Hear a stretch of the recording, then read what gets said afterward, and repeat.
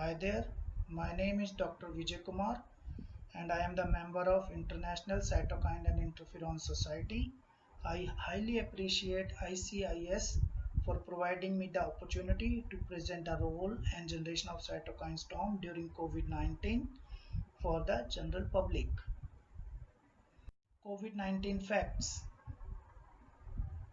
COVID-19 stands for coronavirus disease 19 as it was first identified in Wuhan city, Hubei district of China in December 2019. It is caused by SARS coronavirus 2, belongs to the same coronavirus family to which common cold causing and severe lung infection causing viruses belong. Since its first recognition in Wuhan, China, it has infected more than 21 people worldwide with more than 747,629 deaths. It targets ACE2 receptors expressed by different cells including cells of the lungs and immune cells. TMPRSS and furin protein breaking enzymes also help in SARS coronavirus 2 infections.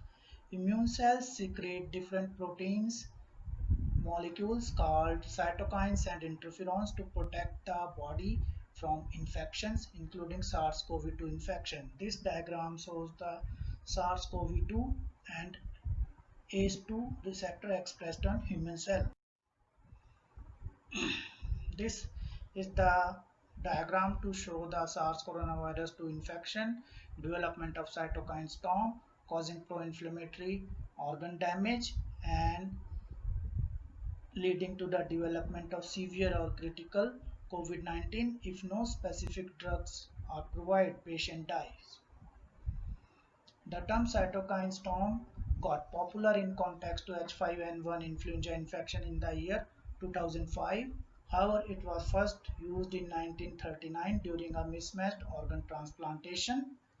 Small proteins secreted by host immune cells are the major component of cytokine storm, which are interleukins, interferons, chemokines, colony stimulating factor, and tumor necrosis factor.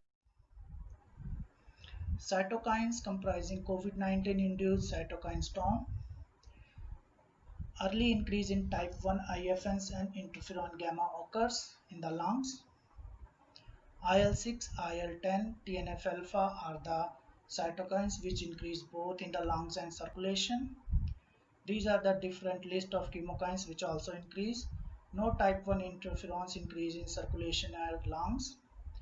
GCSF, MCSF also increase. These all events lead to the dysregulated immune response causing pneumonia and death of the patient.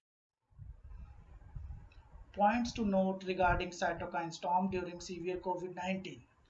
Circulating immune cells do not take part in the generation of cytokine storm.